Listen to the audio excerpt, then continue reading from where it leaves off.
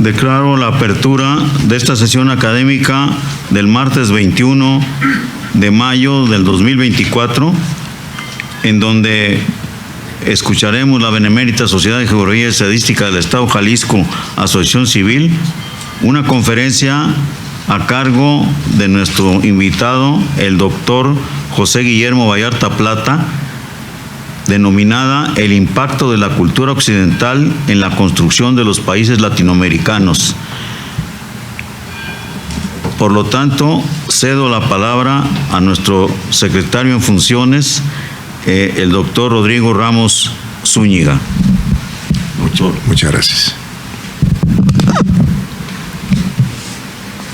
Muy buena noche tengan todos ustedes.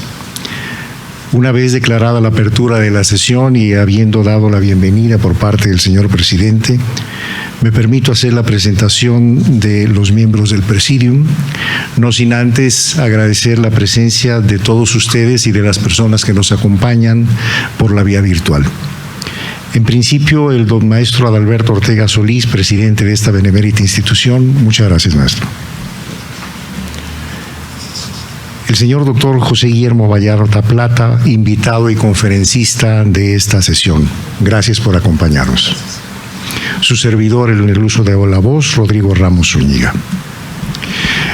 Es pertinente agradecer la presencia de nuestros expresidentes que se encuentran presentes en este momento, la licenciada María del Pilar Sánchez Alfaro, la doctora Adriana Ruiz Rasura, el doctor Eduardo Velasco Briceño, el maestro Julio Alejandro Santillán Becerra. Bienvenidos y muchas gracias. Voy a proceder de acuerdo al orden establecido con la lectura de la semblanza del conferencista que nos acompaña en esta sesión. El doctor José Guillermo Vallarta Plata es abogado egresado de la Universidad de Guadalajara, notario público de esta ciudad. Maestro en el posgrado de la División de Estudios Jurídicos del Centro Universitario de Ciencias Sociales y Humanidades de la Universidad de Guadalajara y en la maestría y doctorado de Administración Pública del Instituto de Administración Pública del Estado de Jalisco. Es doctor en Derecho, summa cum laude por la Universidad San Pablo CEU en Madrid, España. Presidente del Consejo Directivo del Instituto de Administración Pública de Jalisco y sus municipios, Asociación Civil, desde el 2007. Maestro huésped de las siguientes instituciones académicas: Universidad Simón Bolívar en Caracas, Universidad de La Plata en la Argentina, Universidad San Pablo CEU en Madrid, España, Universidad Nacional Autónoma de México. Ha sido en 2 ocasiones vicepresidente del Instituto Nacional de Administración Pública de México, presidente del Comité Científico de la Organización Iberoamericana de Cooperación Intermunicipal, con sede en Madrid, España, y a partir del mes de noviembre del 2010 es presidente del Instituto Iberoamericano de Derecho Local y Municipal. Es autor de numerosas monografías, artículos, ponencias y libros colectivos. Por sus méritos como investigador, maestro y académico reconocido internacionalmente, se le ha distinguido con la presea nacional que otorga la institución que incluye o aglomera a los abogados de este país. Sea usted bienvenido y puede usted proceder con su disertación, doctor Vallarta. Muchas gracias. Muchas gracias. Muchas gracias, doctor.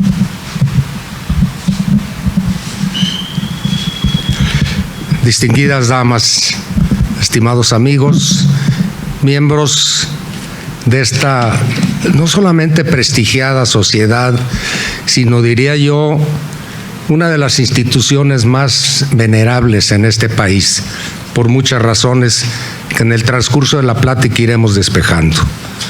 Mi querido maestro y amigo Adalberto Ortega Solís, presidente de la Sociedad de Geografía y Estadística del Estado de Jalisco. Decirles a ustedes que me siento profundamente agradecido y honrado por esta distinción que se me brinda de venir a charlar con ustedes. No pretende ser una plática de tipo académica, sino más bien una serie de reflexiones en torno de lo que se ha hecho en este continente hispanoparlante sobre todo desde el punto de vista de un devenir histórico que ustedes manejan muy bien este tema, que es una influencia cultural, influencia religiosa, influencia de costumbres, influencia del idioma que hablamos, que es el castellano, e ir despejando una serie de cuestiones que a mí me han parecido muy interesantes y que le he llamado pomposamente, para darle un nombre, la cultura occidental impactando la construcción de nuestros países latinoamericanos. Pero habrá que despejar esta incógnita. ¿Qué es la cultura occidental? ¿Cómo surge la cultura de un mundo que ahora es un mundo muy importante? Es un segmento poblacional profundamente importante en la ecúmene terrestre. Esta cultura que nace como consecuencia de la caída de dos grandes imperios y que va a dar lugar a que durante 1000 años se vaya reconstruyendo lo que se había llegado después de 7000 años de cultura, al llegar al culmen con las grandes culturas que nos van a ser, que va a ser la fuente de la creación de la cultura occidental. Hay un libro precioso para seguir la intención de la tradición de ustedes, voy a dar nombres, que se llama La historia comienza en Sumer. El autor es S. Kramer. Kramer es un investigador inglés que le dedicó más de 40 años a investigar exclusivamente la civilización sumeria. Y el éxito es que logra descifrar más de 15,000 tablillas que se encontró de arcilla endurecida, en donde se hacía la práctica de la escultura en el primer idioma escrito que se conoce en la antigüedad, que fue el sumerio. Esas tablillas escritas con una especie de muñón, primero de madera, después ya de metal, se le llamó cuneiforme, porque aquel muñón tenía forma de cuña y ahí se escribía. Y curiosamente, para despejar la incógnita inicial, había las primeras escuelas en la civilización sumeria para enseñar a aquellos que tenían el interés por conocer la forma de escribir, y se encontraron tablillas en donde, como los párvulos de hoy o de nuestro tiempo, porque ya ahora ya no se les dice párvulos, los párvulos les enseñaban a ir escribiendo y escribían frases muy sencillas. Esta civilización que impacta a las demás civilizaciones de la zona de la Mesopotamia, y que voy a resaltar nada más las más importantes: la Asiria, la Caldea, la Babilonia y la Fenicia. Esto va a ser el mundo de la cultura del Oriente, el mundo oriental. Se va a significar por un sistema sui generis, primero de monarquías y después de imperios. Los imperios van a ir consolidando hasta llegar al último de los grandes imperios, que es el imperio persa, el imperio de los medas, que luego se transforma en el imperio persa, y que va a chocar ya con una nueva civilización que no es oriental, la civilización del mundo helénico. Vamos a despejar entonces esta gran cultura de 7000 años que ya, según las investigaciones encontradas en restos arqueológicos en la zona de la Anatolia, en la península, en Göbekli Tepe, se ha encontrado que data de más años la antigüedad de la civilización de los primeros pueblos que se asentaron y crearon el paradigma, dejando atrás la tradición a lo mejor de 300,000 años de vida nómada, dedicados a la caza, a la pesca y andar trashumantes de un lado para otro para dedicarse a la agricultura. Y ahí es donde se vuelve, con la sedentarización, el cimiento de la cultura que nosotros ya estamos disfrutando. Estos 10,000 años, para precisar alguna fecha de acuerdo con los últimos descubrimientos, se van a dar precisamente en la zona de la Anatolia, pero van a consignar una cultura muy maciza que se genera y que se desarrolla, al igual que la egipcia, por ejemplo, y que tiene también un trasfondo con la cultura china, que van a tener una tradición esta muy aislada de las demás, la cultura egipcia muy integrada con la cultura sumeria. Van a crear un mundo muy importante que va a ser parte del conocimiento del mundo oriental. Pero esta no es la cultura nuestra. Esta no es la cultura occidental, esta no es la cultura que nos va a llegar con la construcción del nuevo mundo que es Europa. ¿Cuándo va a surgir Europa? ¿Cómo surge Europa? ¿Cómo se integra a un mundo nuevo y cómo va a impactar a muchos pueblos y a muchas civilizaciones? Bueno, pues hay que decirlo que, siguiendo a Homero, que los aqueos, que era un pueblo de origen indoeuropeo, llegan a la zona de Grecia más o menos en el año, es decir, a todo lo que es la parte de la Grecia continental, más o menos en el año 2000 antes de Cristo. Pero se encuentran un pueblo ya asentado en el lugar. Eran los pelasgos, que eran pueblos de origen oriental que ya tenían población, cierta cultura, y sobre todo estaban dominados por dos culturas que eran de transición entre lo oriental y lo occidental. Acuérdense ustedes que en Anatolia nos encontramos con el Helesponto, como decían los griegos, el límite entre lo que es Asia y lo que es Europa. El Bósforo va a marcar precisamente esa diferencia. El Bósforo, que es un canal natural, no es un canal artificial, es un canal que mide 2 kilómetros de ancho en su parte más ancha y 22 kilómetros de longitud, y que va a comunicar el Mediterráneo con el Mar Negro, y que va a ser muy importante para los griegos. El Bósforo se realiza, se construye naturalmente por una crecida de agua que hay en el mundo, se cree que hace aproximadamente 10,000 años. Y esto va a dar lugar a que en esa zona empiece un polo de desarrollo muy importante para la cultura occidental. Bueno, les decía yo que en el mundo oriental, cuando llegan ya los aqueos, según Homero, y que construyen una serie de ciudades-estado independientes y autónomas entre sí, y que se van a juntar con la población local, que eran las de los pelasgos, y van a soportar 400 o 600 años después una nueva invasión de primos hermanos de estos griegos aqueos que llegan del norte, que son indoeuropeos, y que son los dorios, quienes van a crear una serie de problemas muy fuertes en la estructura griega. Pero en la zona había ya dos civilizaciones muy fuertes: la civilización cretense y la civilización minoica, en Creta y en Minos. Habían llegado a un grado de esplendor muy importante, 2000 años aproximadamente antes de Cristo.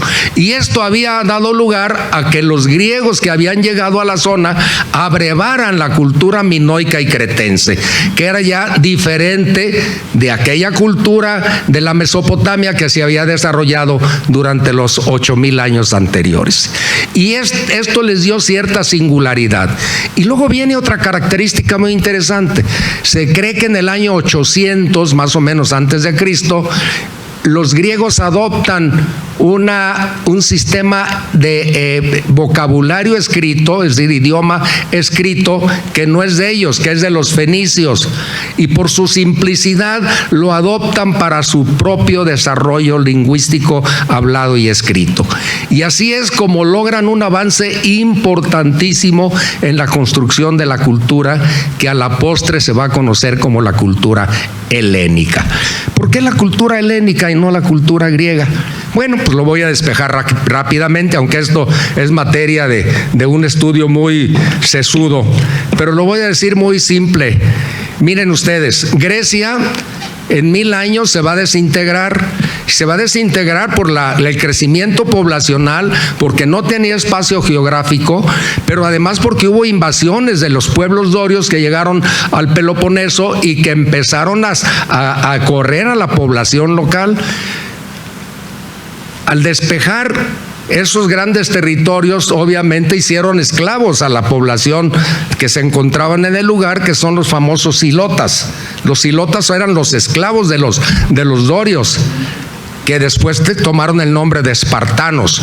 Esparta, ciudad-estado, nunca se identificó con los demás griegos. Tenían una cultura sui generis, tenían leyes muy draconianas, tenían una constitución muy estricta, se dedicaban exclusivamente a la guerra. No trabajaban en ninguna otra actividad que no fuera la guerra, por razón, dicen los historiadores, por razón del número de habitantes de ellos, que eran pocos, y por lo tanto no podían darse el lujo de dejar la fuerza y la organización militar en manos de otros, puesto que estaba en peligro su propia subsistencia. Entonces fueron un punto y aparte en el mundo griego. Pero cuando se da la expulsión de esa población, los griegos inventan una institución que va a ser hermosa. Esa institución se llama la poikia, y la poikia va a dar lugar a las oikas. Las oikas, que en griego quiere decir la nueva casa. La poikia es una migración preparada, elaborada, en donde en el mundo que los griegos conocían, acuérdense ustedes que ya los griegos eran grandes geógrafos, grandes historiadores, conocían cada vez más. Ahora les voy a dar una lectura de uno de los libros que me han servido de inspiración en el mundo que estoy planteándoles ahora, de cómo llevaban a cabo esos estudios y tenían el conocimiento de su ecúmene, es decir, del mundo conocido por los griegos. Y ahí es donde en esas apoicas empiezan a mandar a la población que les sobra, pero organizados, con un representante de la ciudad que va a salir a fundar una nueva ciudad, sin dependencia política ni económica ni de ninguna naturaleza, nada más de origen. Y entonces Atenas, por ejemplo, mandaba a crear otras ciudades que tenían nexos con Atenas. Bueno, hagan de cuenta como el Commonwealth ahora. El Commonwealth inglés es más o menos parecido a lo que siguieron los griegos en esa época. Empezaron a irrumpir el mundo conocido. ¿Y saben qué? Que empezaron a crear ciudades en todo lo que era el mar del norte de ellos, el mar interior que comunicaba con todas esas zonas inhóspitas que es el Mar Negro. A través del Bósforo construyeron primero la ciudad de Bizancio en el año 800 antes de Cristo, y se metieron en toda la orilla del Mar Negro a construir ciudades. Y luego bajaron por la zona de la Anatolia, en el Asia Menor, y todas las ciudades de la Anatolia, lo que es ahora Pérgamo, Éfeso, etcétera, etcétera, todas las construyeron los griegos, que fueron parte del pretexto para que Darío II, le declarara la guerra a los griegos, porque estas ciudades progriegas y además construidas por griegos, bueno, pues le empezaron a molestar al poderosísimo imperio persa.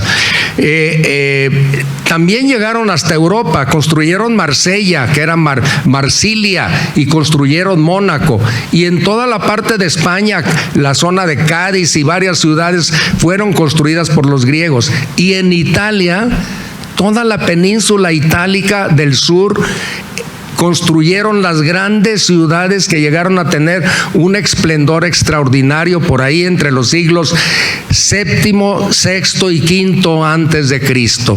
Ciudades como Síbaris, por ejemplo, como Sicilia, como Nápoles, toda esa era la zona de la Gran Grecia, como le llamaban los propios griegos. Y así llegaron hasta Alejandría, Egipto. En Alejandría nació Ptolomeo. En esta zona en donde abrevaron la cultura de la antigüedad, recuerden ustedes cuando Alejandro, el gran Alejandro Magno, Alejandro de Macedonia, invade el imperio persa y los vence, a la muerte de él, 11 años después de su gran epopeya guerrera, se reparten el enorme territorio entre sus principales 10 generales y se reparten el mundo conocido. Llegaron hasta Egipto, donde se inicia la dinastía de los Ptolomeos, la dinastía ptolomaica. todo el mundo conocido se heleniza. Esa es la cultura helénica. Los griegos empiezan a nacer. Los grandes pensadores ya no son solamente de Grecia, ya no son atenienses, ya no son de Tebas, ya no son de las ciudades griegas del continente. Empiezan a nacer en Alejandría, empiezan a nacer en Italia, empiezan a nacer en todas las partes en donde están las ciudades griegas construidas. Esa es la diferencia entre la cultura helénica, que va a ser una cultura universal y que va a dar lugar a la creación de las ciencias, sobre todo las ciencias metódicas, la historia, la geografía, la astronomía, las matemáticas, la geometría, es decir, una serie de conocimientos nuevos que van a adoptar ya los sistemas de la investigación moderna, la metodología, la técnica, la escolástica, es decir, lo que nosotros después vamos a integrar como parte de un desarrollo en el conocimiento, los griegos ya lo desarrollan con toda profundidad. Permítanme hacer una lectura. Este es un libro hermoso, son 8 tomos de uno de los grandes historiadores de la actualidad. Él fue laureado en la Academia Francesa sin ser francés, él es belga, es un historiador belga que es Gonzague de Reynaud y tiene 8 tomos que se llaman precisamente La formación de Europa. En él me he basado para, les soy sincero, tuve que hacer el estudio profundo del tema. Desde hace muchos años, por muchas razones, he estado investigando y él ha sido mi guía en esto. Fíjense las cosas tan interesantes que dice. Para el conocimiento del mundo romano de Europa, es Estrabón el más importante de los autores antiguos. Pero hay un nombre más grande aún que el suyo, y es el de Ptolomeo, el alejandrino, el de egipcio. Claudio Ptolomeo era ilustre en los días de Marco Aurelio, griego natural del Bajo Egipto, apenas salió de Alejandría, ciudad que con su carácter grecoasiático mantenía bajo la dominación romana su alta categoría de centro comercial y científico. Ptolomeo pasa por ser el mayor geógrafo de la antigüedad. En realidad no era geógrafo, sino astrónomo y geómetra. Fueron la astronomía y la geometría las que lo llevaron a realizar una obra geográfica. Esta obra se ha hecho famosa bajo el título de Geografía Ptolomaica. Dice el autor: tengo a la vista su edición más moderna, más reciente, la de Carlos Müller, en 2 volúmenes editados en París por Firmin Didot en 1883. Antes de escribirla, Ptolomeo había publicado un tratado completo de astronomía traducido al árabe en el siglo IX, que es otro de los puntos que voy a tratar en esta plática. La geografía ptolomaica consiste en el mapamundi de su época. Me obvio muchas explicaciones más para llegar al final. Hasta el siglo XVIII, hasta la reforma del mapamundi realizada por Deleuze en 1700 a 1723 y completada por Bourguignon d'Anville en 1761, el Atlas Ptolomaico reinó soberanamente sobre todos los demás. Esto es cultura occidental. El gran conocimiento de los griegos, que se gesta durante cerca de 600 años, porque 200 antes de Cristo va a empezar la decaída de los griegos, no de la cultura helénica, sino de los griegos como ciudades-estado. Y va a decaer fundamentalmente por la independencia y la autonomía de los estados. Los estados griegos solamente fueron capaces 2 veces de reunirse en una especie de confederación. Una vez bajo la égida de los atenienses y la otra bajo la égida de los espartanos. Y fue para presentar batalla a las inminentes invasiones del imperio persa. Dicen los historiadores que de haberse producido una invasión de los persas y haber invadido el mundo europeo que se estaba gestando, obviamente otro idioma hablaríamos y otra forma de pensar tendríamos. Así es de que las primeras batallas que se gestaron para parar la invasión del pensamiento y de la cultura oriental fueron precisamente las que libran los griegos. La primera de ellas, la batalla de Maratón, en donde 11,000 atenienses y 1,000 de la pequeña ciudad-estado de Tebas presentan batalla en Maratón, una de las playas cercanas a lo que es Atenas, a un ejército de más de 65,000 persas, y ahí los derrotan. Los derrotan gracias al ingenio de quienes eran los generales al cargo de este ejército, del pundonor, pero sobre todo el afán de defender su patria, y la organización que tenían los griegos a toda prueba, que posteriormente van a dar lugar a gestas muy importantes. Para mí, una de las gestas hermosas, esto lo conocen ustedes, lo escribe Jenofonte, uno de los historiadores de la antigüedad, cuando en aquel pleito entre hermanos persas que aspiraban por el trono, dos príncipes persas, uno de ellos manda llamar a 10,000 hóplitas griegos para que peleen a su lado y defender las aspiraciones del trono del imperio persa. Junto con esos 10,000 soldados va Jenofonte a hacer la narración de lo que era esa participación de los hóplitas griegos. Y al ser vencido este pretendiente al trono, quedan al garete los 10,000 griegos. Al unísono deciden que sea Jenofonte su general en jefe, sin saber nada de armas. Y él, con la inteligencia y los artilugios que emplea, logra traerlos de regreso de un territorio hostil, porque además en ese momento ya eran enemigos del imperio persa, logra traerlos de regreso hasta llevarlos finalmente a su natal Grecia. Este libro se llama Anábasis y el escritor es Jenofonte. Véanlo, es hermoso, es una de las gestas de la antigüedad más hermosas.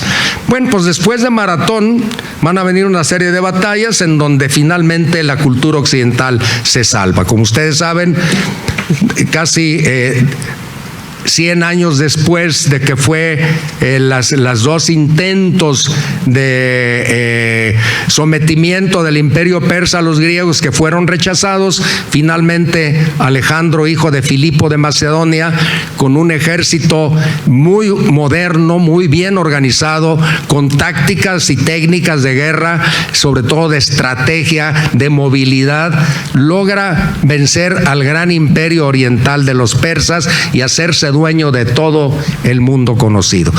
El problema de los griegos es que nunca constituyeron un imperio consolidado, nunca fueron integrados en una unidad política, sino que eran muy celosos y muy respetuosos de su independencia y su autonomía como ciudades-estado.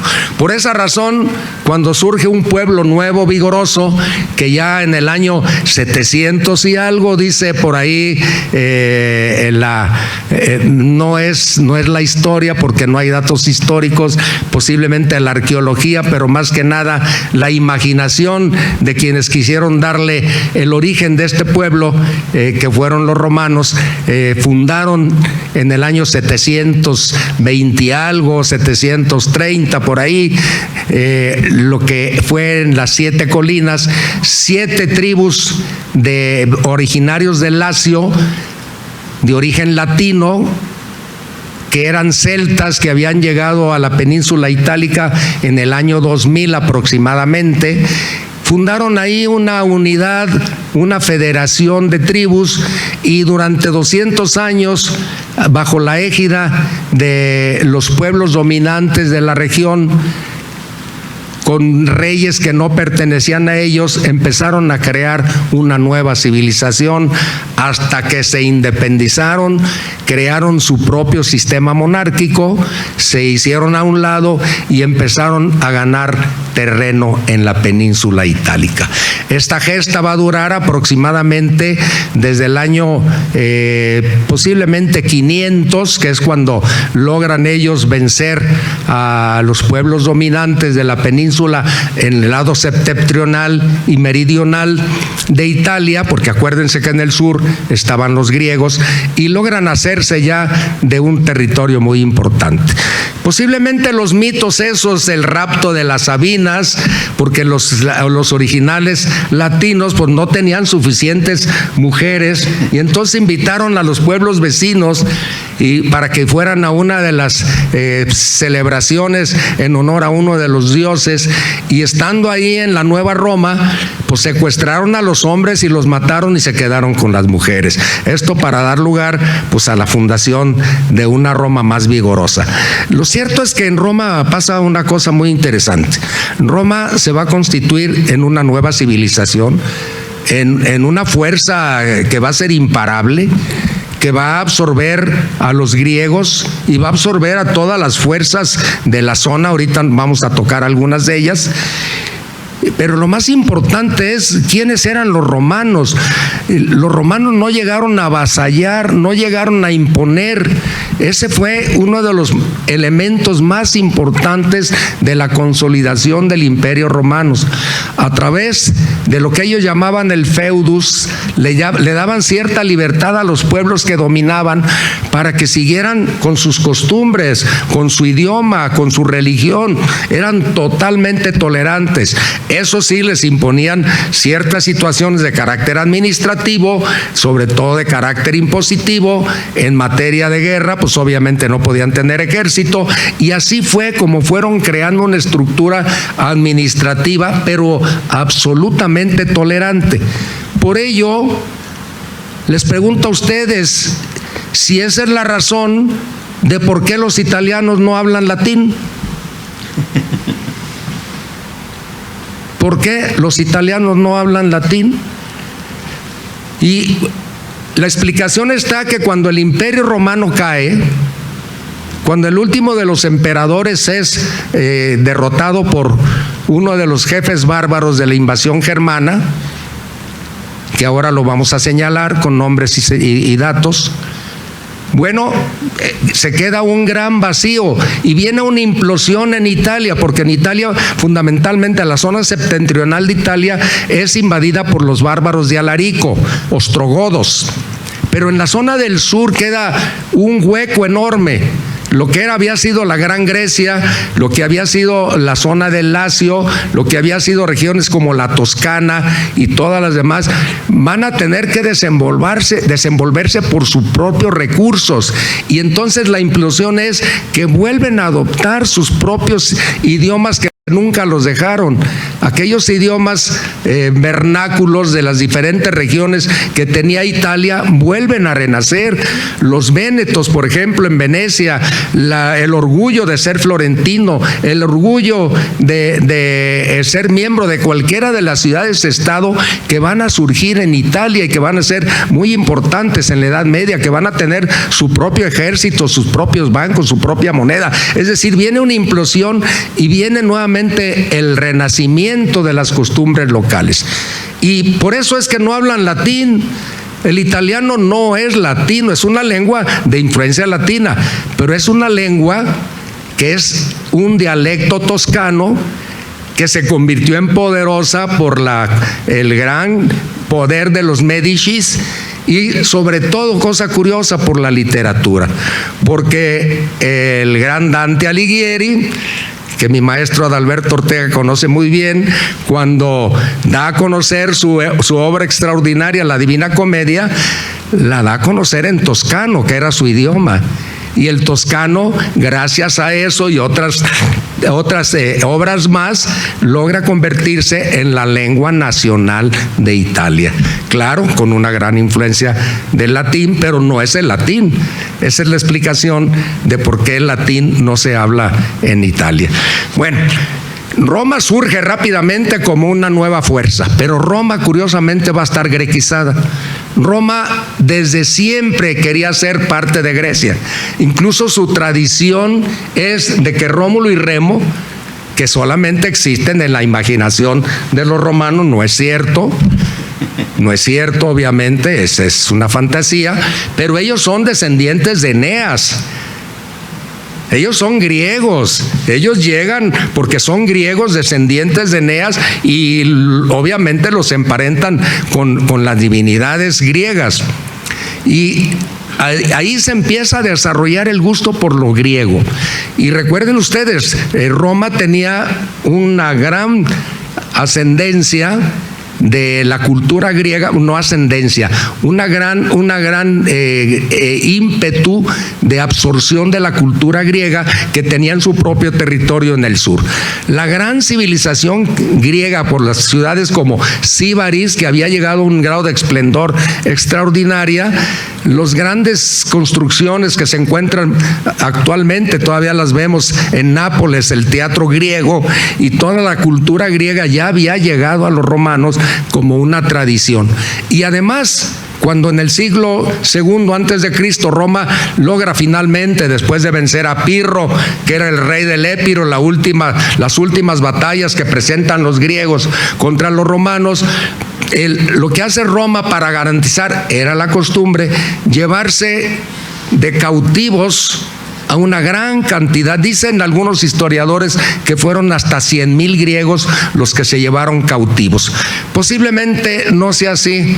Nos hacemos como aquel chiste del sacerdote que se amarraba de un dedo un hilito para que el sacristán le jalara cada que decía una mentira.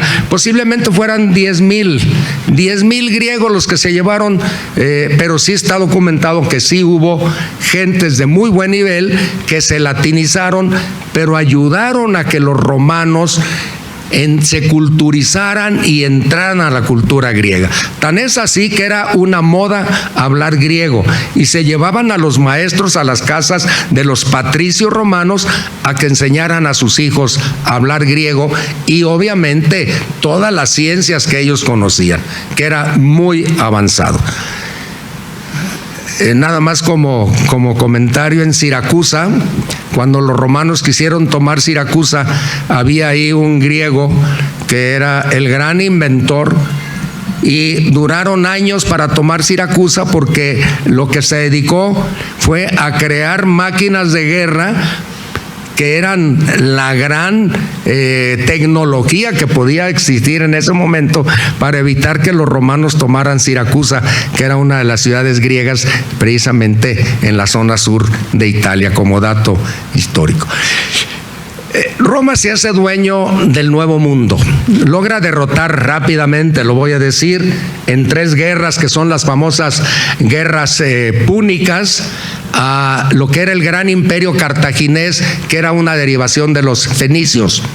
Ellos vivían en lo que es ahora la parte noreste de África, donde posiblemente sea parte de Argelia, etcétera. Ahí estaba la ciudad de Cartago.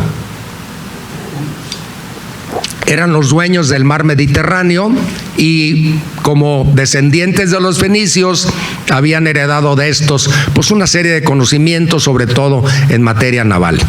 Y Roma, que no conocía nada en materia de guerra en el mar porque ellos eran terrestres, se tiene que hacer marinera, copia los tipos de barcos de los griegos y de los fenicios y se hace poco a poco de una gran cantidad de barcos de guerra y empieza a preparar a sus soldados para que empiecen a dar batallas.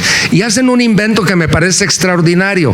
En la popa de los barcos le hacen una especie de puente movible que a la hora de llegar con la embarcación la chocaban con una especie de punta y incrustaban la habitación y entonces aquel puente movible se movía y con garfios se enganchaba en el barco, se hacía una plataforma y brincaban todos los soldados a presentar batalla, ya no como marineros, sino como soldados a lo que ellos estaban acostumbrados. Esto les dio una enorme fortaleza a la marina de guerra romana y poco a poco, en unos cuantos años, Roma se hizo dueña del Mediterráneo, al grado que decían que el Mediterráneo lo llamaban el Mare Nostrum, el mar nuestro. Y así fue como Roma empieza a sustituir lo que fue el gran imperio persa, después tomado por los griegos de Alejandro de Macedonia, Alejandro el Magno. toda la cultura helénica que estaba en esa zona, que empezaron a llenarla poco a poco los romanos, al grado que en el siglo I antes de Cristo Roma ya era dueña absolutamente de todo la ecúmene poblada y empezaba a entrar en las nuevas posiciones. Dice nuestro autor que Julio César en el año 40 antes de Cristo mandó a hacer un estudio geográfico, un censo muy importante de todo el mundo romano conocido. Población, ubicación, absolutamente todos los datos. Esto lo vamos a ver en la historia, porque el primer censo, pues ya vimos que los griegos inventaron la forma de hacer los estudios geográficos. Después Julio César ya esto yo creo que lo hizo unos 600 años después que los griegos ya lo habían inventado. Y en el 1079, ya de nuestra era, un normando que fue Juan de Normandía, hijo del duque de Normandía, cuando vence en Hastings a los anglosajones por la pelea del título de rey de Inglaterra, cuando había muerto Eduardo el Confesor y había dejado sin descendencia el reino.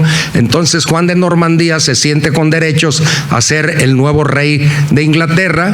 Y bueno, pues lo primero que hace cuando vence en Hastings, la batalla de Hastings en 1077, al pretendiente al trono anglosajón, es mandar a hacer un censo que se llamó el Domesday en el vocablo o en el lenguaje normando. El Domesday era un censo completo de la población en donde empieza la dinastía normanda. Pero bueno, este es al margen de lo que voy al fondo.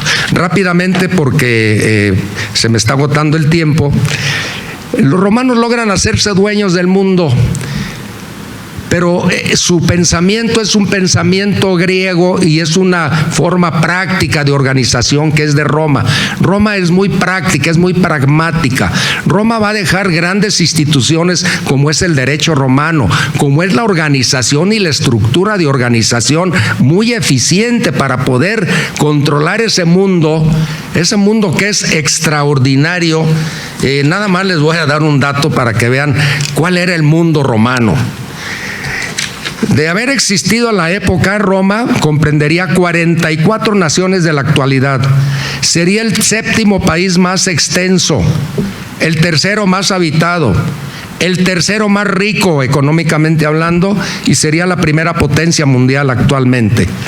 Edward Gibbon, en su obra magnífica que se llama Historia de la decadencia y caída del Imperio Romano, se pregunta: ¿cómo pudo caer el imperio más importante de la historia y el más complejo estado existido en la historia de la humanidad hasta el siglo XIX, cuyo derecho, idioma e instituciones siguen siendo la base del derecho, la lengua y las instituciones de más de media humanidad?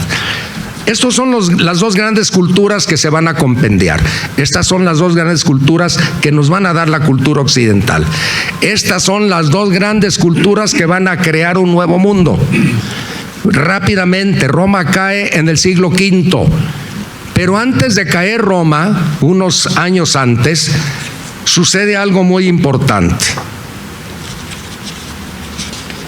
Uno de los grandes ejércitos de la época romana en su decadencia, que fue precisamente los hunos con Atila, llegan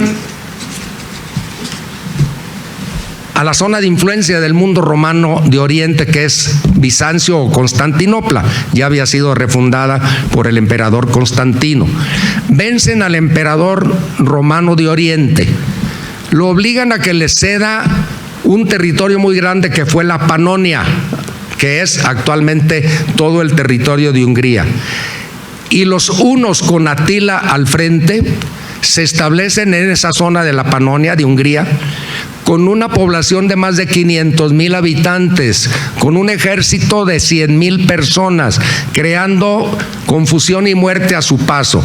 Obligan al Imperio de Oriente a que les pague una cantidad en oro cada año y se hacen dueños de toda la zona precisamente del mundo de Europa del Este. Y empiezan a bajar, llegan hasta Roma, pero antes de llegar, en los estertores del imperio, Aecio, que era un general romano, logra crear el primer ejército europeo con visigodos, con francos, estos dos pueblos germanos que ya habitaban Francia, lo que es actualmente Francia, con los godos, que eran los celtas, que desde el año 800 antes de Cristo ya vivían en la zona de las Galias, y con los romanos. Forman un ejército europeo. Y en un lugar que está al sur de París, en un gran llano que se llama los Campos Cataláunicos, logran derrotar a Aníbal. No es la derrota final. Aníbal se repliega y se va nuevamente a la Panonia, a Hungría, a rehacerse, y un año después inicia una incursión hacia Roma. El Papa León I sale al frente porque no hay ejército para enfrentársele. Sale al frente y logra convencerlo que no invada Roma. Dicen que la santidad del Papa y sobre todo su aurea que tenía le valieron para que Atila le hiciera caso.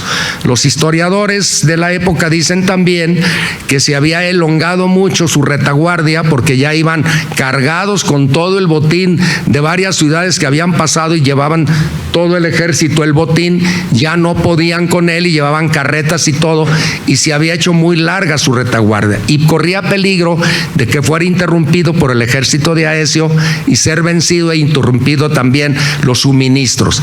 Y más que nada eso valió para que Atila se regresara nuevamente a sus pueblos a esperar un mejor momento para invadir Roma. Aunque dicen que ya no le interesaba mucho, la capital del Imperio Romano ya no estaba en Roma, ya se había cambiado a Rávena, una ciudad más estratégica, más bien fortalecida, y bueno, un año después muere Atila y sus huestes salen despavoridos hacia las zonas de las estepas asiáticas para pelear por el control de todas las tribus mongoles que conformaban el gran ejército de Atila. Así se acabó otro de los grandes problemas de invasión de la cultura asiática hacia lo que era el mundo occidental. Pero Roma se acaba. ¿Cómo nos va a llegar la cultura de Grecia y de Roma al Nuevo Mundo? ¿Cómo se va a formar Europa? ¿Quién va a tener la responsabilidad de tomar la estafeta y salir corriendo para formar Europa? ¿Qué es Europa? ¿Quién forma lo que va a ser Europa? Habrá que ir nuevamente al siglo V y conocer que quien toma la estafeta es Odoacro, el rey de los francos, el que va a iniciar con el estudio de las leyes sálicas que él va a crear, que son las costumbres de los pueblos francos.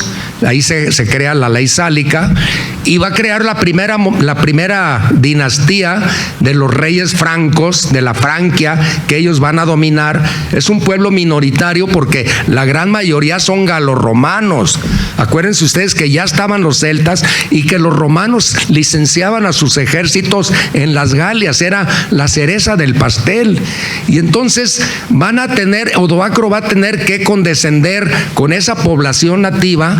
Se va a convertir 4 años después al cristianismo cuando él era arriano y su pueblo era arriano.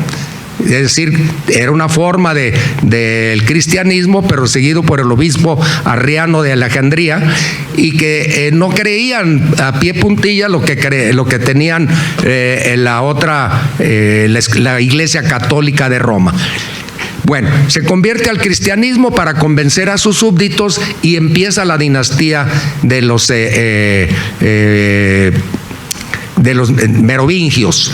La dinastía de los merovingios con Odoacro va a empezar a consolidar la construcción de Europa y va a crecer durante 300 años a tal grado que el rey más importante descendiente de los merovingios por una línea, por un ladito que es la de los carolingios, por su abuelo Carlos Martel, y el gran Carlomagno en el año 800 ya de nuestra era va a tomar la estafeta y va a crear el primer imperio de Europa, que es y no es otra cosa más que la tradición de la cultura griega y romana. ¿Quién va a llevar el conocimiento de esa cultura? Dos instituciones: el derecho romano y las instituciones que habían quedado, y la organización fundamental y la Iglesia Católica, que va a tener un maridaje completo con absolutamente todos los reyes de todas las dinastías que se junten, porque ellos van a tener la estructura a través de las capellanías, de los monasterios y de los pueblos pequeños en donde están ubicados, van a transmitir el conocimiento. Acuérdense ustedes, la Iglesia Católica hablaba el latín, la Iglesia Católica traía la cultura romana, la Iglesia Católica era la cultura oficial de Roma desde Constantino, era la religión oficial de Roma, y la Iglesia Católica toma la tradición, se la echa a cuestas y empieza a transmitir a través de su gran estructura el nuevo conocimiento. Pero lo más importante va a ser cuando los árabes, aquellos del califato de Bagdad y el califato de Córdoba, empiecen a rescatar las obras de los griegos y se empiece a hacer la traducción del árabe al latín en los monasterios católicos, y se empiece a rescatar el conocimiento más importante de lo que había sido la humanidad en los siglos aquellos de oro, desde el año 800 antes de Cristo, y el oscurantismo que significó la Edad Media, el volver a reconstruir aquellas ciudades sucias, malolientes, con graves problemas higiénicos, sin tener el esplendor que habían tenido las ciudades de los sumerios en los años 3000 o 4000 años antes de Cristo. Se había vuelto una basura la nueva civilización, y lo que la va a salvar va a ser precisamente el conocimiento de ese mundo del cual nosotros, los antiguos, habían recreado y se habían reencontrado.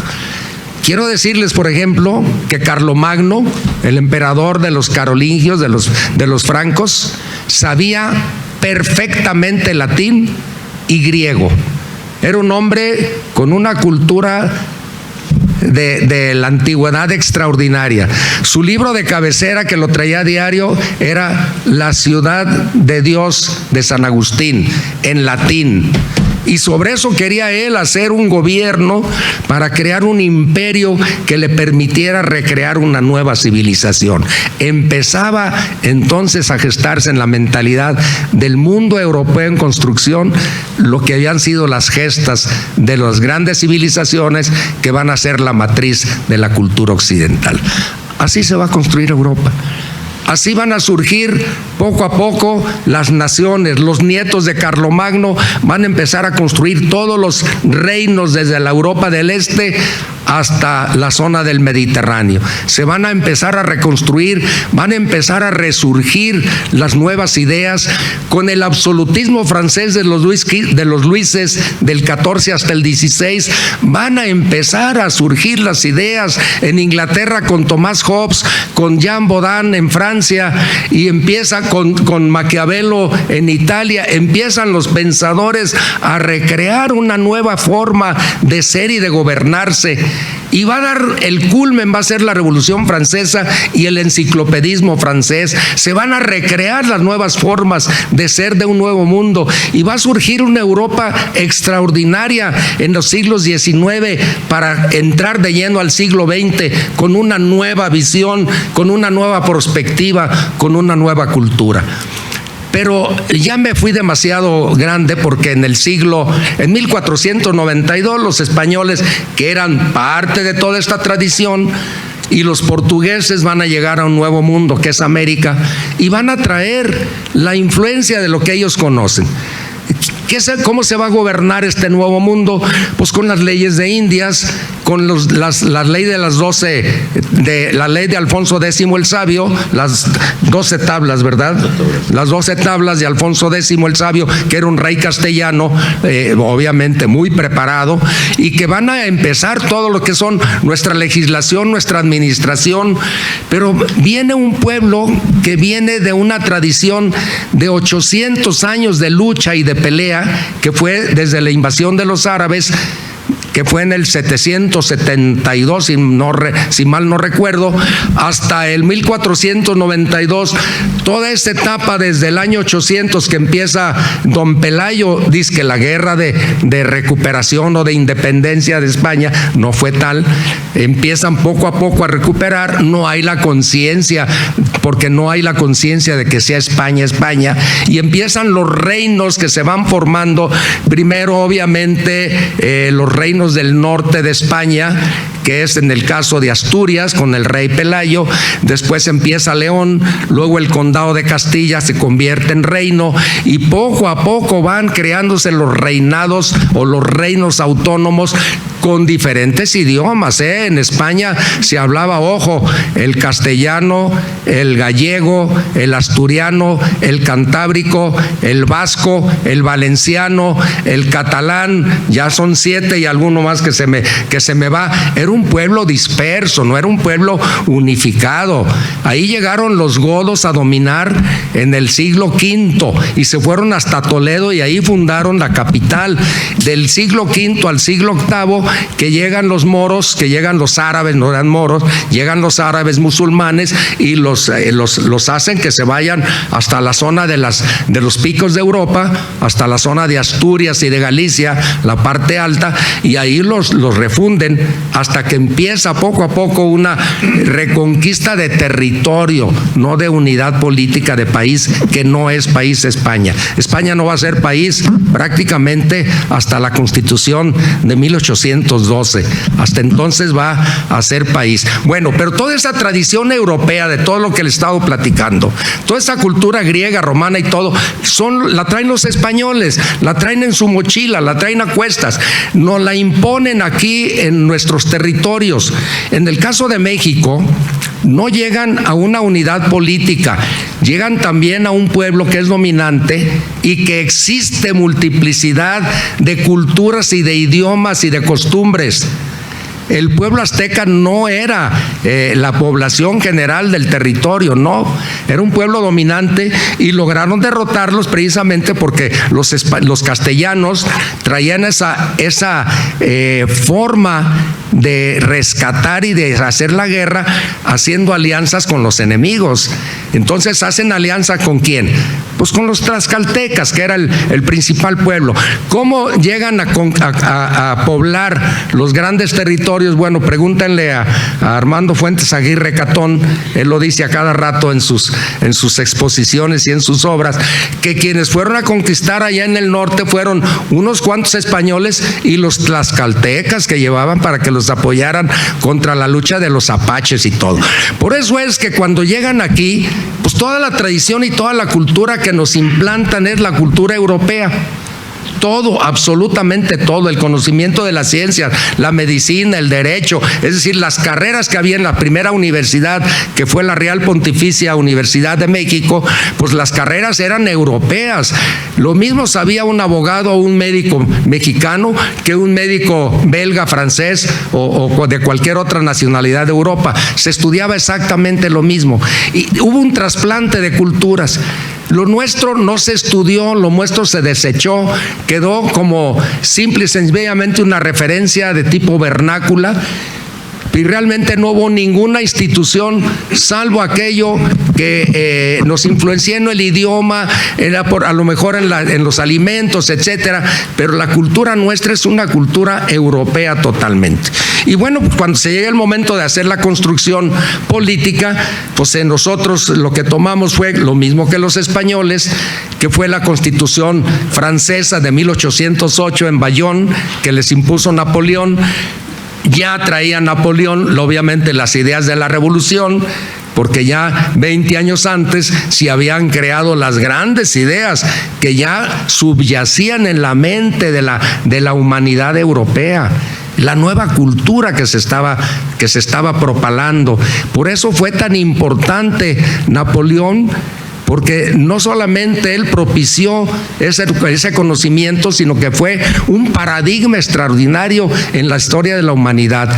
Las ideas que propicia la Revolución Francesa, la Declaración de los Derechos del Hombre y el enciclopedismo, nos van a llenar de vitalidad a un nuevo mundo. Y eso se lanza a Europa. Por eso Europa, los países europeos, pues no están de acuerdo con Francia. Por eso se crea la Santa Alianza de los países monárquicos para hacerle la guerra a Napoleón, para que no lleve esas ideas sediciosas y terribles a nuestros reinos, porque nos pone en peligro.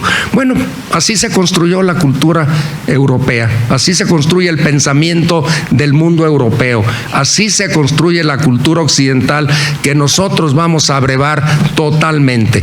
Latinoamérica se va a construir una vez que se declara su independencia.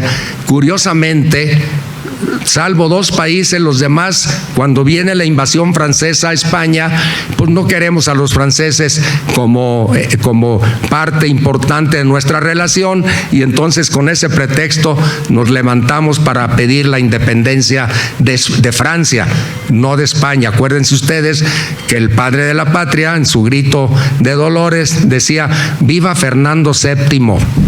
Porque lo que él estaba pensando es en rescatar la legitimidad de la madre patria. Ese cordón umbilical no lo quería romper todavía.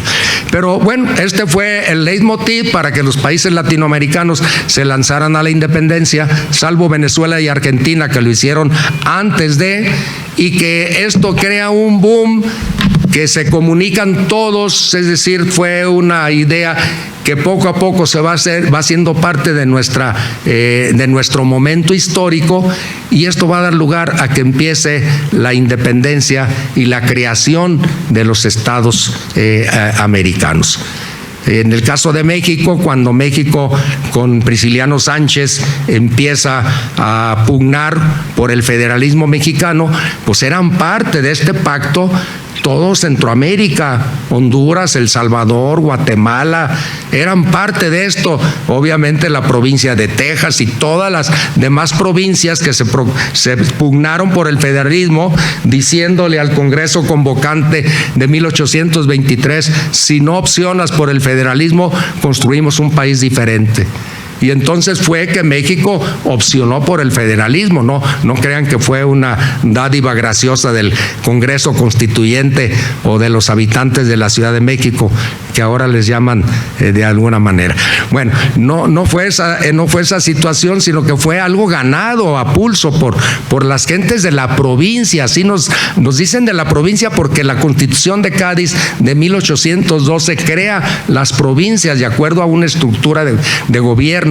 Y en Jalisco, la provincia de la Nueva Galicia se convierte cuando Prisciliano Sánchez convoca a los municipios de la Nueva Galicia y optan por crear el Estado Libre y Soberano de Jalisco un año antes de 1824, que se va a formar la nación mexicana. Esta es la cultura occidental, esto es lo que abrevamos, esta es nuestra historia. Hay que entendernos de acuerdo a la historia. Hay muchos detalles, obviamente, que podemos precisar. Es muy poco tiempo para entrar. Yo quise nada más, abuelo de pájaro, y a lo mejor de pájaro muy correlón, darles a conocer algunos detalles de lo que yo he considerado algo muy importante: la construcción de un nuevo mundo. ¿Cómo se construye ese nuevo mundo? ¿De dónde parte? ¿Cómo se consolida? ¿Cómo logramos crear una unidad tan importante y cómo logramos impactar al mundo? En este momento la cultura occidental es obviamente una de las culturas más importantes en la actualidad. Y esto, como en el caso de Inglaterra, con su idioma es parte de esa estructura. No lo terminé de decir, lo digo rápidamente.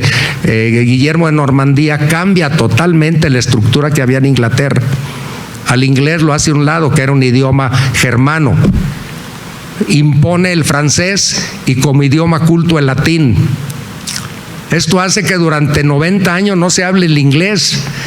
Por eso la explicación, el inglés no tiene nada que ver con los idiomas germanos, es un idioma romance.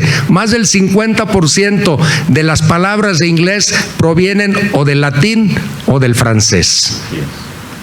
Porque fue una imposición cultural de Guillermo de Normandía, establece la jerarquía de una nueva dinastía que es europea, que es francesa, ellos son normandos, habían sido vikingos 100 años antes, pero ya están culturizados totalmente después de 3 o 4 generaciones, ya son más cultos que los pueblos anglosajones. Inglaterra se convierte, Inglaterra va a ser el boom de las grandes expansiones, es decir, los normandos ingleses van a expandirse hacia nuevos continentes, llámese Nueva Zelanda, llámese Australia, llámese los Estados Unidos de América, llámese Canadá, es decir, se van a extrapolar, va a ser las apoiquias de los griegos en el siglo 8 antes de Cristo, eso va a ser la cultura occidental a través de uno de sus pueblos, que es el pueblo inglés. Yo con esto doy por satisfecho esta charla, no pretende ser una conferencia académica ni mucho menos dogmática, y si hay alguna pregunta, con muchísimo gusto estoy dispuesto a dar satisfacción. Muchas gracias.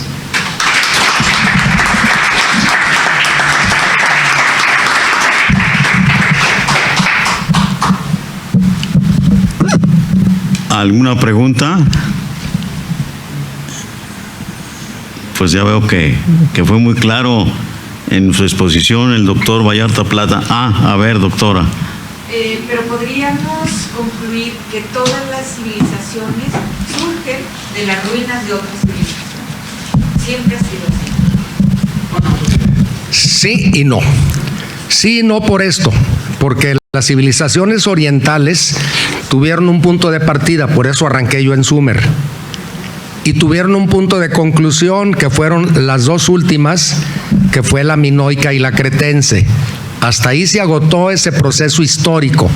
Si bien es cierto que las civilizaciones orientales impactaron, pero no impactaron al grado de crear un nuevo proyecto de civilización o de cultura. Ellos tuvieron un desarrollo desde cero hasta llegar a su esplendor. Los grandes reinos, por ejemplo el persa, con Persépolis, con las grandes ciudades como Babilonia, que surgió 2 o 3 veces de las cenizas, de acuerdo con las civilizaciones, por ejemplo la Siria, que fue una civilización extraordinaria, la Caldea, que no hacen más que reproducir una línea que es la civilización oriental. O la egipcia, por ejemplo, que sigue también su línea desde su fundación hasta que termina la civilización de Egipto con la invasión de los romanos y la muerte de Cleopatra, que era la última dinastía de la Ptolemaica. ¿A quién impacta la civilización egipcia? ¿Quiénes están en Egipto actualmente? Son los árabes, y los árabes traen otra línea. La civilización de los árabes, por ejemplo, llega a ser muy importante. Ellos cubren el hueco cuando se acaba Roma, cuando cae el imperio, y entonces por eso llegan a la parte oriental los árabes con tanta facilidad. Impactan a nuevos pueblos como es los pueblos otomanos, que van a crear uno de los grandes imperios, que es el Imperio Otomano, pero no llegan a más. Hasta ahí se agotan.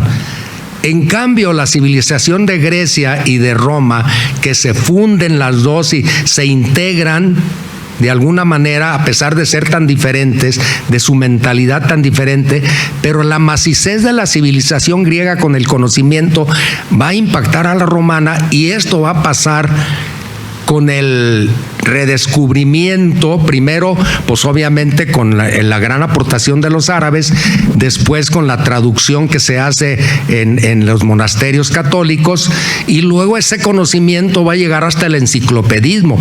¿Qué es el enciclopedismo? El renacer, por eso viene el renacimiento. En la cultura, la arquitectura neoclásica que se hace tan popular en Europa es eso, volver a los orígenes de aquella arquitectura de griegos y romanos. Alemania, Inglaterra, Francia, toda Europa va a volver al Renacimiento. Les decía yo el ejemplo de Carlomagno, que es un hombre del Renacimiento. Habla latín como su lengua madre y habla griego. ¿Qué necesidad tenía? Ni siquiera sabían dónde habían estado esas civilizaciones. Siempre existió la proclividad a ver de dónde venimos. Y somos europeos porque no es la gente de Oriente la que entra al Occidente. Es la gente de Occidente, son pueblos europeos, los eslavos, los germanos y los celtas, los que van a llenar el hueco de Europa. Los celtas de manera más temprana, después los pueblos germanos cuando son empujados por los pueblos asiáticos, pero ellos van a ir llenando esos huecos y van a ir creando, van a ir construyendo, van a ir formando, van a ir culturizando.